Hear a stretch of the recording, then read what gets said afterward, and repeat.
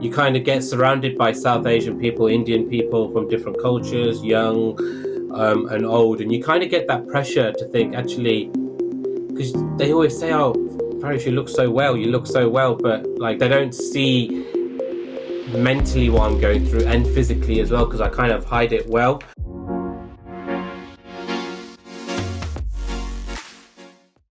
Welcome everyone to today's episode. On the call we have Farish today. Farish, would you like to introduce yourself to anyone who may be listening? Hi guys, I'm Farish, based in Hemel Hempstead, just outside Watford. Originally from Leicester. I've been down south for around 12 years. I'm married for the last 10 years and have two wonderful children, aged 6 and 4. And I'm an ambassador for stoma bags, which is part of the discussion that we'll have today. Great, thanks Farish. Really nice to have you on today. I'm really excited to hear about your story. So as you know, this podcast is all about people sharing their stories of challenges that they've been through. Is there a particular challenge that you've been through that you found really tough but you've overcome? Yeah, so let's go back about 12 odd years now. So it's basically to do with your stool. So I was getting a lot of blood in my stool, and to the fact whereby I was going toilet 10 to 15 times a day, and these were kind of rushed. I was like walking out the house and I'd literally have to go straight away. And this was obviously, it was really hard. I was in a job, I'm in sales. So I was in a job where I was traveling quite a bit into London to see clients abroad, to go see clients in Europe. So it was really, really hard. And you had to really work out when you can leave the house, where the next toilet is and things like that. So mentally it was kind of really hard, but also it's kind of quite, you're talking stigma against talking about stool. So I was going toilet 15 times a day. My wife was really supportive. We went to the doctors many, many times. We got in touch with the right consultant, and there were a lot of medication that I had. We tried lots of steroids, and this was a prolonged period for 4 or 5 years. We tried a lot of things, and we came to the fact whereby it was getting so bad that there was nowhere to really go. It wasn't easy. Your life depended on it, whereas when you're going out, you have to think about things. If you're going on holiday, your relationships with your partner, with people around you. So there was a lot to it, and both mentally is hard, but also kind of physically it's very, very draining as well on my body as well. And then we came to this conclusion around just before my eldest Sai was born, and we were like, I think this would be the best time to kind of go under the knife and go for surgery, because that was the last option. And we thought if we do it before Sai was born, it would be less impact on my child and on my wife. It's because obviously the recovery, etc. So yes, so it's just over 6.5 years ago, had surgery to remove my large bowels and to have a stoma bag. So essentially a stoma bag is whereby no stool would come out your backside, and it will come out at the front into a bag onto your stomach, and you would empty it 3 or 4 times a day. And essentially it was major surgery. You got 20 stitches down your stomach. They remove your large intestines, and they attach and they bring out your small bowel onto the surface of your stomach, and you attach a stoma bag on there, and that's where all your stool comes out 4, 5, 6 times a day, etc. So we decided to do that. The surgery went very well. I was off for work for 2 to 3 months recovery. I lost a lot of weight at first because I couldn't eat, couldn't drink, I wasn't walking, and eventually, and that's where we are today. It was very hard to adjust to. It's a different lifestyle. You have to be careful with what you eat, especially within being Asian. There's a lot of spicy food, a lot of spices. Certain foods can trigger your condition as well. So we've had that surgery around 6.5 years ago. Since then, I've had another 2 more surgeries after that. One in March this year, and I'm going to have another one in a couple of weeks, which is unfortunate. However, how I look at it is, whereas how was I before surgery and how was I after surgery, and you kind of weigh up the options. Some people are really lucky and they don't have to have any surgeries. I'm just hoping the next one in a few weeks' time is kind of the last one for a good, really good 10, 15 years, really. So, yeah, it has been hard. And it's not just kind of I'm suffering. I feel that the family is suffering as well sometimes because they have to take the burden on sometimes when I'm in recovery, when I'm in pain. A lot of times I can't do heavy lifting, so there's certain restrictions when I'm playing with kids. I have to be careful where they're like if they're not kicking me or punching me or playing with me. Be careful because I've got a bag.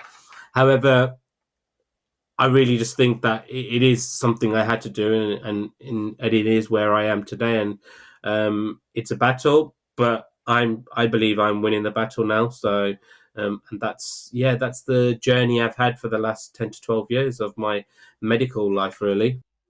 Wow, that sounds really intense. Um, I'd love to go back to the beginning where you realized you were going to the toilet a lot during the day. During that time, what was going through your mind? You know, you obviously noticed this pattern. Did you feel comfortable talking to others about it or seeking help for it? I, I I would say no because it really is kind of that kind of subject where you think, oh my God, I'm talking about the stool and blood and kind of yeah, it's one of those things where you think maybe it'll just pass. Maybe it was just something I ate or something like that. And you just carry on for a few weeks, months, and you think, actually, something doesn't seem right.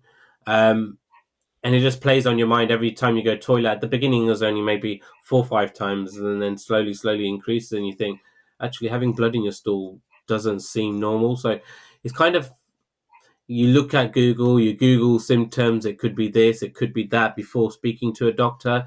You don't really speak to your parents about it or your partner about it. You think, actually, this is really not kind of something I want to talk about. And you just think, it'll go away and kind of just, yeah, you just ignore it. But then slowly, slowly, you think it does play on your mind. So you just kind of just carry on and then something then you ideally want something to click, but it didn't click for quite a few months really. Yeah, what do you think was the thing that made it click for you? What made you seek help? I think it got to that point where I really kind of had to really think about it and think, actually, this isn't right. Um, and I was in a lot of pain.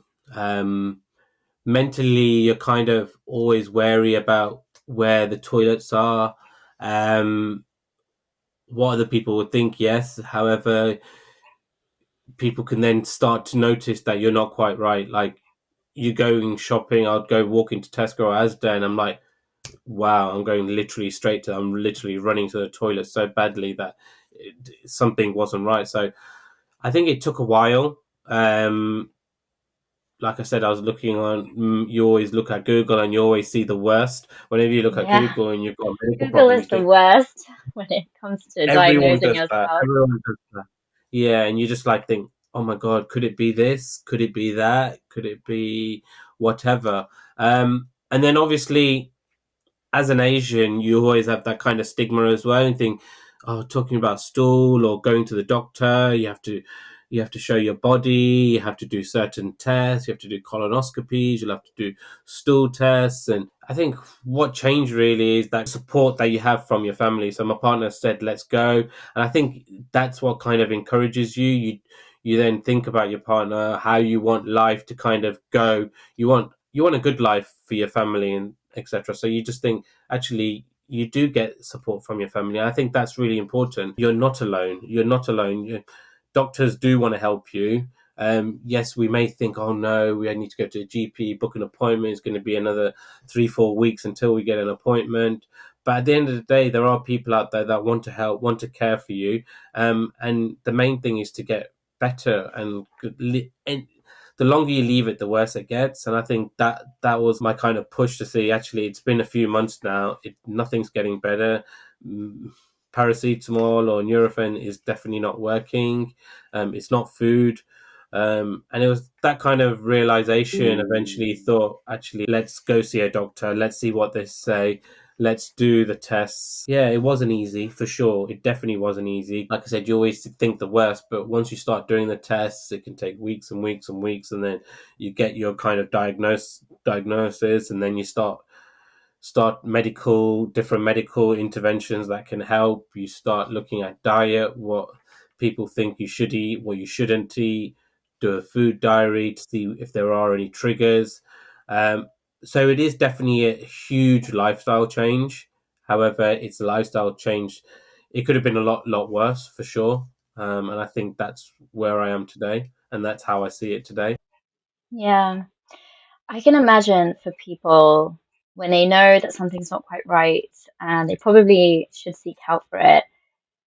I think a lot of people may feel hesitant to go and seek help. And what's behind that is probably the fear of the unknown. What could it be? What if it's something really bad? And it sounds like when you were Googling and trying to find things out, you were going down that rabbit hole and perhaps you may have had some fears. What was the journey like for you in terms of taking that plunge to go and seeing the doctor, even though you were feeling all these things regarding what you'd been seeing on Google? Yeah, I think it's that kind of the mindset of people kind of, you hear one thing in your head saying you shouldn't go, and you can go ahead and you can do it yourself, to take medicine and just like look after yourself. And on the other side, you have the other kind of person saying, actually, you do need kind of medical help. That's the only way forward, by doing these tests and then having. So I think it's all about the stigma nowadays. What will people think? Um, like, even now when I talk about my life and what I've been through in terms of my medical problems, you still people think, oh, kind of, oh, that's a bit yuck and kind of things like that. So I think it's just having that kind of strong mindset. It's not easy for sure, because things like this, you always think when you go to the doctor that they're going to tell you something bad, and it's about the unknown, right? So if you see, whenever you look at a sitcom or you watch EastEnders and Coronation Street, and they go to the doctor, they always kind of is quite dramatic, and you think, oh no, you know what they're going to say, that you're going to die in 4 weeks, and you've got this and that. So you just always think the worst that will happen, and I think it's just making that first initial jump to say, I'm going to do it, I'm going to get better. And there needs to be a reason why you want to get better. Firstly, it needs to be for yourself, for sure. You want to get better for yourself. But secondly, there's people around you that kind of rely on you as well. So I want to get better. It shouldn't, I don't want to be selfish. I want to get better for now. When I think about it, I want to get better for my kids, for my wife. I want to be there for them. I want to make memories. So yeah, it's about being not selfish. And I was really pushing myself to say, actually, Farish, you need to go to the doctor, and you need to get better for yourself first, and then for everybody else after that. So like I said, it wasn't easy for sure, and I think it was just really, really pushing myself to go out there and kind of seek help for myself. Yeah, I go through a lot of pain. And also I go through a lot of pain on a daily basis, even now, since I've had my surgeries and things like that. I would say I don't think there is a day gone past where I'm not in pain. But you try and hide it, not just for myself, but kind of for the family, for my wife and kids, because I don't want them to see that I'm always in pain, and kind of, you just go along with it. So like, we'll go on holiday and you'll just try and carry on with life. Even if you're going through a really bad episode of pain, you'll kind of just carry on with it, and kind of ignore, I wouldn't say ignore the pain. I would keep the pain to myself. So I wouldn't kind of express my pain where you would love to express it. But then if you're expressing your pain all the time, I would be sitting in bed all the time, or I won't be doing a lot of things, and you just go along with the pain, if that makes sense. But it's kind of that stigma, really. I would say not just within the the Asian culture, I would say generally within life, having a stool problem is definitely a huge stigma. And I think what I really want to do is, and what I like to do is, because I've been through my problems and I'm still going through them, which I'll carry on going through for life, is make people aware that it should be natural for people to go to see a doctor and get help and seek advice, because honestly, it can save your life. I know some people have gone through what I have and have been kind of totally normal, no problems at all. But I've seen people also who have gone through this, who have really, really have suffered and kind of stayed in their house, stayed in their room, and kind of not talked about it. And it can go both ways, really. You mentioned that you tend to hide the pain because you want to express it, but you feel that you don't want it to affect those around you. What impact does that have on you, if any? I would say I'm strong. I feel that I'm quite strong, kind of minded. However, it does impact me internally, and you feel sometimes you go into your own space and you just want to cry it all out and think, why did I have this disease? Why do I have to have the pain? Why me? Why me? Why me? But then you look at the kids and think, actually, I'm doing it because of you. Okay, I'm taking all this pain internally. I don't want to show the pain that I have, because I don't want my kids to suffer. In a way, I don't want them to miss out on anything. And I think I've really got immune to that kind of pain. It's so strange, that kind of um yeah, you have ups and downs, especially in the morning when you're getting up and you feel that pain. But you kind of really get immune to it. It's really strange. At first it was kind of really hard, and I couldn't really kind of hide that pain. You just feel really lazy, like with this condition, with ulcerative colitis and with a bag, you kind of, the side effects are kind of, you feel really lethargic, pain, headaches, you get low in sugar and things like that. So you kind of just absorb all of that, and it just fizzles out for some reason.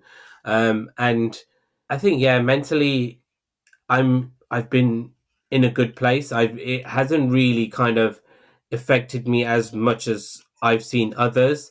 Maybe other people may see it and I don't see it as much. Um, I'm one of these people in life that kind of, if I get if I go through something, I feel I can help others, and that's how I kind of motivate myself. I feel like I've been through all these experiences in life, then if I can help one person or two people or whatever, then that's kind of my goal, really. So yeah, I have my normal job, I do my charity work at temples. But also, if I can talk about stool, if I can talk about colitis, if I can talk about stoma bag to as many people as possible, then I think that's a good thing. And that's kind of what motivates me. Before having a stoma bag, I'd never heard of a stoma bag. I'd never known anyone to have a stoma bag. Now there is a community out there that actually there is a lot of people who have stoma bags. You still don't hear about it because it's not something you kind of flash your stoma bag to everybody and kind of you show everybody. However, people do know me, especially, oh, it's that guy, the one who's got the stoma bag. So it's kind of just, I think that's how I kind of overcome the kind of the downs of having a disease, what we say is an invisible disease, because you generally can't see it. So I think that's the way I kind of approach it. And if I'm getting sad, I look at the bright side, whereas I can help somebody, um, whether it's somebody young, somebody old, and how I kind of deal with it, if that makes sense. Yeah, that's really powerful. I agree. I think very similar to you. Before I'd met you, actually, I didn't really know much about stoma bags, and the impact that it has. So I think this would be really useful for us to all hear your story, and become more aware about it. And before I move on to the stigma side of things, because I'm really interested in how you handle that, I guess one question maybe I could pose to you, and you don't need to answer it right now, but it's something that you could think about. I know that you mentioned, you prefer to sort of hide your pain, and you've sort of become immune to it now. And I'm wondering, instead of, expressing it to your family members because you don't want them to see you in pain, are there any other ways you could express your pain, so you don't hold it in? And maybe that's just something for you to think about, because sometimes when we don't process that and we hold it in, we may not consciously feel it, but it can go into our subconscious and be there underlying. So it is good for us to feel it so that we can let it pass through. And there are many ways that you can process pain and go through that.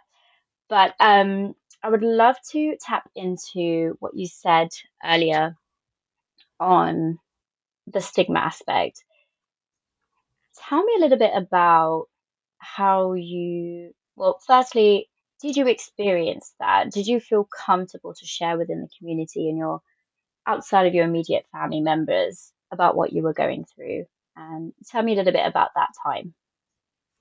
Yeah, so when it first kind of when I first got colitis, I didn't really kind of talk about it to anybody, and I think the first time I started to talk about it was when I had to go under the knife, and people were like, I was like telling people I'm going in for surgery, I'm going to be out of action for at least a couple of months, I'm going to be in hospital for a few weeks, so it's quite a major surgery, um, and yeah, people didn't really understand kind of what it was because you don't really come, like I said, you don't really come across it often at all. You do get, so just to give you context, sometimes you get a stoma bag if you've got cancer. So if you've got cancer in your large bowels, they can kind of, they'll remove your large bowels and they'll give you a bag to remove. So they would have removed the tumor or the cancer within your bowels. So that's quite often, that does happen quite often. And obviously with ulcerative colitis or Crohn's disease, there is it's a long kind of disease. So people hadn't heard about it. People think, oh no, you get problems when you eat food, or you can't eat certain foods, and kind of when you say you got bowel problems, they just think it's just like you can't have chili food or kind of gluten or whatever. But I think it was more about educating people because I hadn't heard of it before that. So I don't expect other people to have heard about it. So it's kind of, you just expect, oh, if I've got a disease, I've got an illness, you just expect everybody out there to kind of understand what it's about. But it isn't. So I was in that situation where I was learning as well. So it's about kind of teaching people, other people within my community, within my family, that kind of what it entails, what happens when you do go toilet, what the kind of pain is. So, and it did really help other people as well, to understand kind of what I was going through, but also for them to be educated and them to teach other people that, and it really has helped other people. So I've got other family members, other cousins and things like that who have gone through similar kind of, they get blood in their stool, so they understand it a little bit as well now, a lot more, and they kind of, I've pushed them to go to the doctors, to go to the GP, so it kind of has helped other people as well. And then when you start talking about it, you see actually that person who's my auntie or whatever, actually they went through it many years ago. So it's kind of, they weren't telling me this, we never heard about it, but you then it starts unraveling that other people actually have been through this, maybe my second or third uncle, that they've gone through it, and then it slowly comes out. And yeah, there is that stigma, especially within the South Asian culture, to talk about stool, but like I was at that point at the beginning where I wasn't talking about it, and eventually when I started talking about it, I was like, actually, who cares? We all go toilet, we all see poo all the time. We change children's nappies, and if people don't like it, then tough. But I was a kind of person who I was like, yeah, let's talk about it.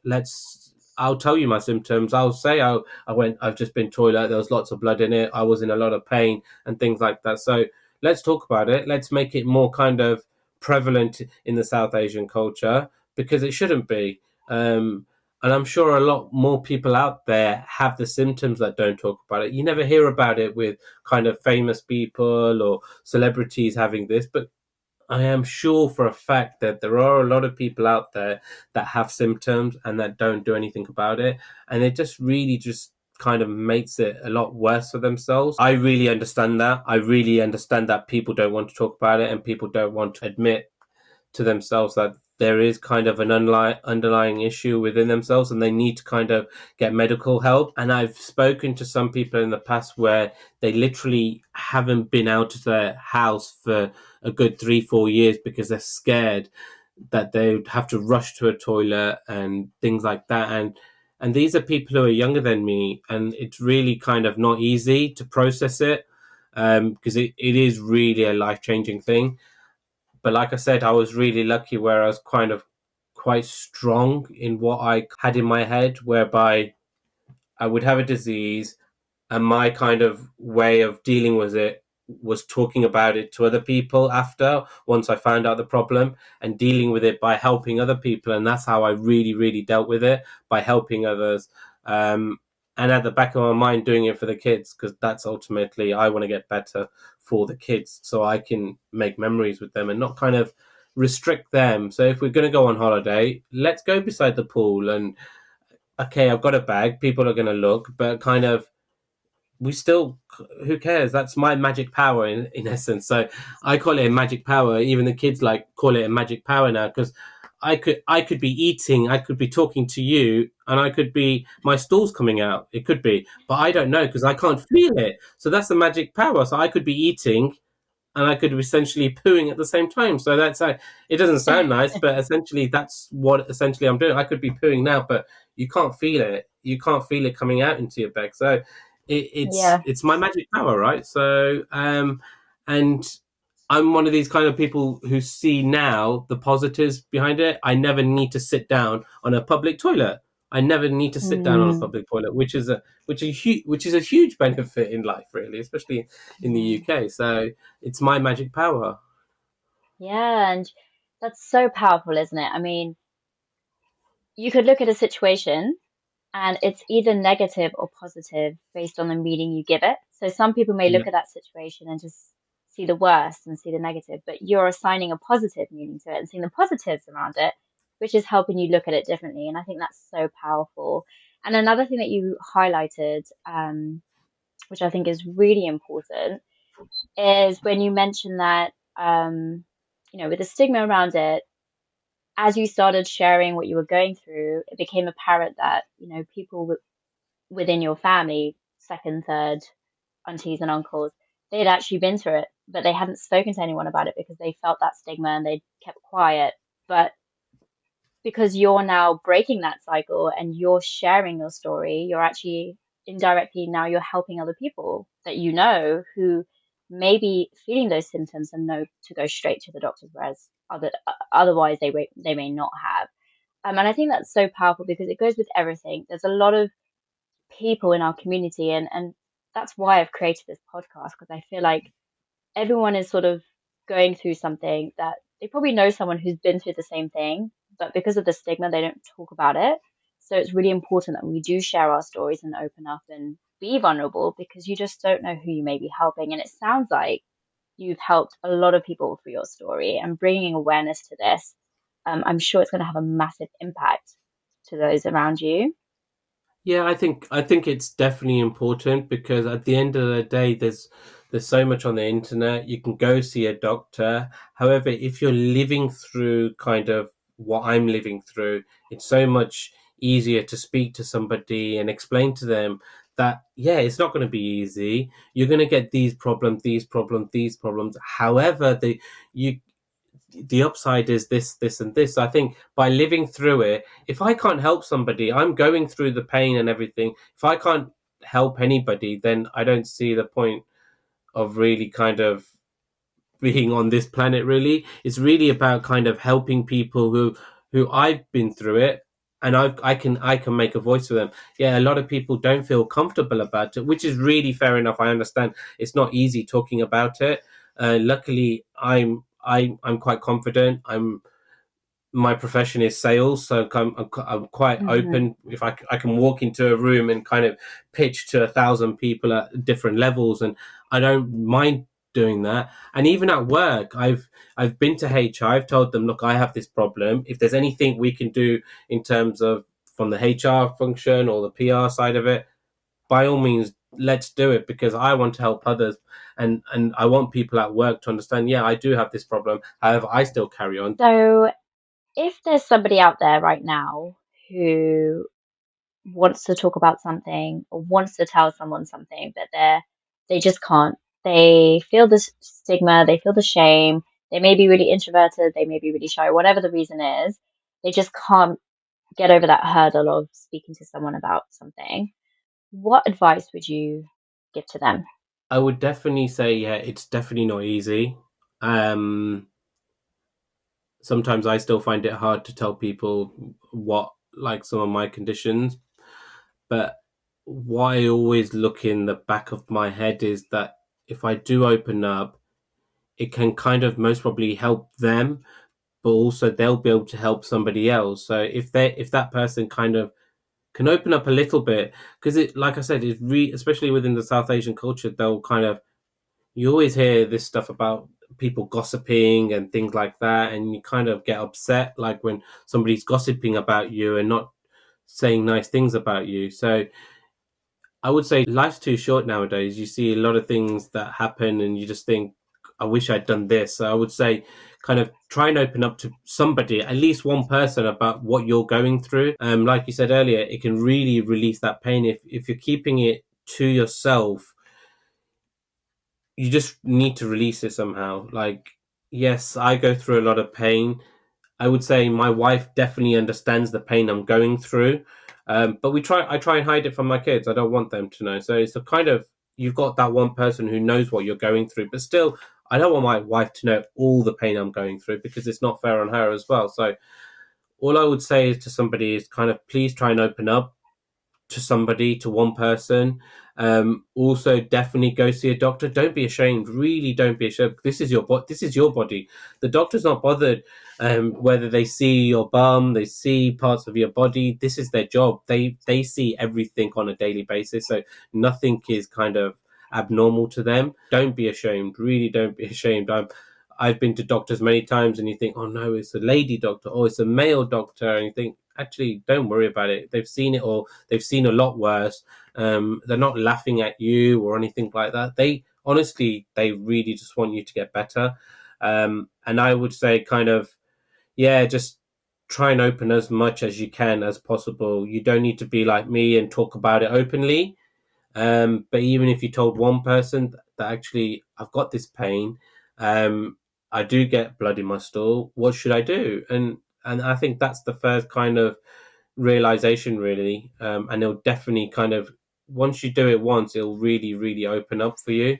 I think it's just really important, both for yourself mentally, to kind of let it out as well. I think that's really important, because mentally, the, any kind of disease or anything can really get to you, and it can affect not just your physical health. If your physical health is not good, it can really impact you mentally. And I think nowadays it's more prevalent, and opening up can really prevent you mentally kind of not going in the right direction. So really just kind of open up to somebody and just help, just really try and help yourself as much as you can. Great. And one last question for you. What is one thing that you've learned about yourself during your journey? Yeah, good question. I think what's quite prevalent is I really thought I wasn't strong in myself, and I think what I it's not why it's what I've learned, and is what I'm learning as well. At the same time, I'm still learning that kind of, I didn't feel I was that strong and kind of quite open about things like that. And I think that's quite prevalent, that I am quite strong, actually. I can be strong. I can be vulnerable as well, but I am learning to be a lot stronger within myself, both mentally and physically. And I think that's really important. And I'm still learning. It can still be very hard at times. However, I'm learning. And I think just with support from friends and family and kind of helping others, that's how I kind of go forward. Yeah, and I think that's such an important point. It's not a quick fix or one stop thing. Like, you're not going to go suddenly from not being able to talk to anyone to suddenly being able to talk to everyone. I think it's a work in progress, and you just take little steps, and eventually, before you know it, you will reach a stage where you feel comfortable to share and speak openly. But don't be disheartened if you don't feel that immediately. just take baby steps towards that. So we're all still works in Yeah, it's a progress. journey. It, it's a journey. It's a journey for me. It's a journey for everybody, really. It's small steps for sure is the kind of key, really, I would say. Farish, thank you so much for being on today's episode. It's been so powerful to hear your story. It's been great to hear your healing journey and your journey to becoming more strong mentally and physically and spreading awareness of what you're going through. If anyone would like to hear more about your story or reach out for some support or just someone to talk to if they maybe go through similar, is it okay if they contact you? 100%. Yeah, please do share my Instagram, and I'm more than happy to help speak to anybody, just to say hello as well. And sometimes that can help. So please do follow me and reach out. Great. Thank you so much. I'll share Farish's details in the description box. And that's it. Thank you so much for being No, a part of the episode. I've really enjoyed hearing about your story. thank you. Thank you so much.